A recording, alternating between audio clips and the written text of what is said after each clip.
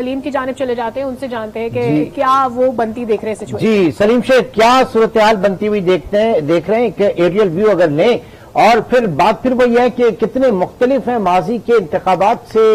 इस मरतबा के सेनेट के इलेक्शन।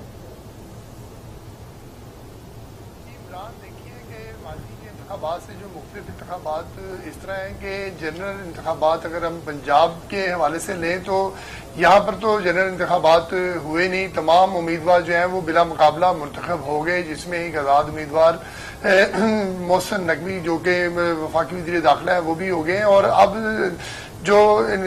टेक्नोक्रेट खवातीन और अकलीती नशिस्तों पर जो है वो इंतखाबात का अमल जारी है। लेकिन इस वक्त जो है वो सूरत ये है कि इंतखाबात तो हो गए, गिनती हो रही है, लेकिन गिनती में भी जो है बज़ाहिर सूरत ये नजर आ रही है कि मुस्लिम लीग नून के जो उम्मीदवार हैं 5 के 5 वो जीत जाएंगे, क्योंकि जो नंबर गेम है वो उसमें बहुत ज्यादा फर्क है, जैसे मैंने पहले भी बताया। तो अब ओवरऑल अगर आप रिजल्ट को देखेंगे, रिजल्ट जो है वो ऐसा ही आएगा, क्योंकि इसका रिजल्ट जो है वो अराकीन असम्बली पर होता है और अराकीन असम्बली की तादाद जो है वो हुकूमती बेंचों की ज्यादा है, और जिसकी अराकीन असम्बली की तादाद ज्यादा होगी तो उसी की अराकीन जो सेनेट है वो पहुंचेंगे। और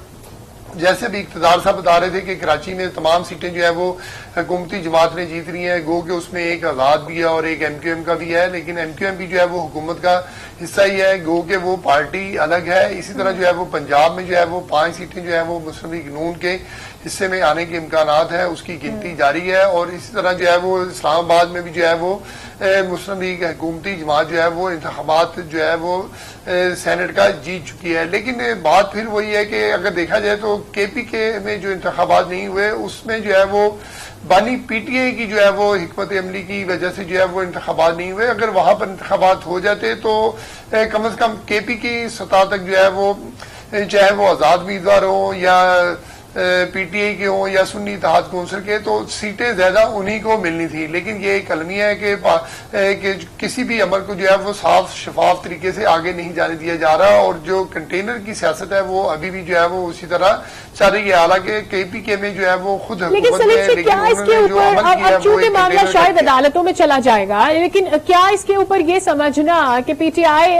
शायद चीजों को डिले कर रही है, क्योंकि प्रैक्टिकली नजर ऐसा आ रहा था कि यहाँ पर अक्सरियत PTI को मिल भी सकती है, कंसिडरिंग कि जिस भी पार्टी के अंडर आकर वो अपनी हुकूमत KPK में बना चुके हैं। क्या इसको कबल अज़ वक्त ये डिक्लेयर करना कि ये डिले टैक्टिक है PTI की जानिब से फेयर होगा?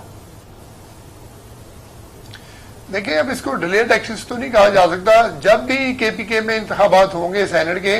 तो रिजल्ट वही आएगा जो आज आना था। लेकिन क्योंकि जो अराकीन असम्बली हैं जिस भी पार्टी के हैं उसने उसको वोट देना ही देना है। लेकिन KPK के जो वजीर आला हैं या वहां के जो स्पीकर हैं उन्होंने स्टांस ये लिया है कि जो चीफ इलेक्शन कमिश्नर है उन्होंने जो रिजल्ट सीटें हैं वो अपोजिशन को ज्यादा दे दी हैं, वो उनका मौकफ जो है वो मैं समझता हूँ अदालत की तरफ से भी जो है वो मुस्तरद किया जा चुका है, और अब वो उस अदालती फैसले के खिलाफ जो है वो सुप्रीम कोर्ट में गए हैं। लेकिन सुप्रीम कोर्ट की तरफ से अगर फैसला नहीं आया तो वो फिर एक अलग बात है, लेकिन सुप्रीम कोर्ट ने उस हवाले से स्टे भी नहीं दिया। तो लिहाजा जो स्टैंड यही करता था कि जो इलेक्शन कमीशन का फैसला है वो जो है वो वैलिड है, और उस के मुताबिक जो है वो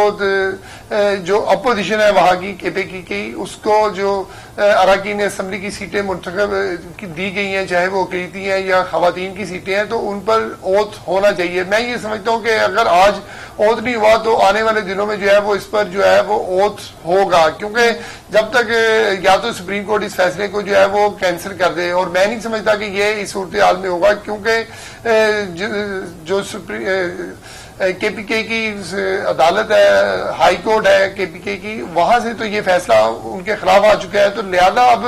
सियासत को जो है वो थोड़ा सा जो है वो तशन्नुकी इसमें रह गई है। हालांकि सियासत को सियासत की तरह जो है वो करना चाहिए और उसको जो है सियासी अमल में रहकर जो है वो अपना किरदार अदा करना चाहिए था। लेकिन KPK की हुकूमत ने या KPK के जो अराकीन असम्बली है, चाहे वो आजाद है या उनका PTI से ताल्लुक है, उन्होंने ये एक अच्छा डिसीजन नहीं किया, जिसकी वजह से जो है उनकी नुमाइंदगी जो है वो फिलहाल जो है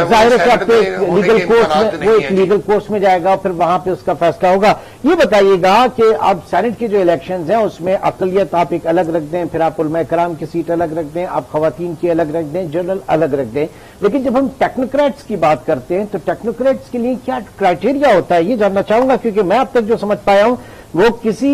भी जो टेक्नोक्रेट्स के लिए अगर किसी को टिकट मिलता है तो वो उसकी साइंटिफिक या टेक्निकल नॉलेज बेस, उसके उस प्रोफेशनल और खिदमात के हवाले से। तो क्या पाकिस्तान में वाकई इतना जो है वो डीपली जाके चीजों को एसेस किया जाता है किसी को भी टिकट देने से पहले?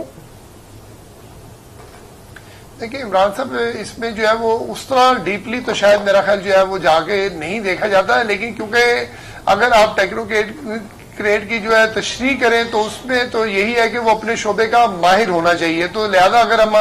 पंजाब के हवाले से सिर्फ बात करें तो जो टेक्नोक्रेट के हवाले से जो 2 सीटें दी गई हैं उसमें एक जो है वो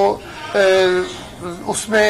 मोहम्मद औरंगजेब है और एक मुसद्दक मलिक है। मोहम्मद औरंगजेब जो है वो अपने जो है मालियात के मामले में जो है वो टेक्नोक्रेट है, और इसी तरह अगर अपोजिशन की तरफ से देखेंगे तो डॉक्टर यास्मीन राशिद है, तो उनको भी टेक्नोक्रेट की सीट इसलिए दी गई है कि वो डॉक्टर हैं, यानी हर शख्स जो है वो डॉक्टर नहीं हो सकता। तो इसलिए लिहाजा जो है वो अगर आप जिस तरह कह रहे हैं कि बहुत ज्यादा डीप जाके देखा जाए कि उसने अपने शोबे में वो जाके माइक्रो मैनेजमेंट किस तरह की है, किस तरह के लोगों को जो है वो फैसिलिटेट किया है, नहीं किया, तो ये जारी है।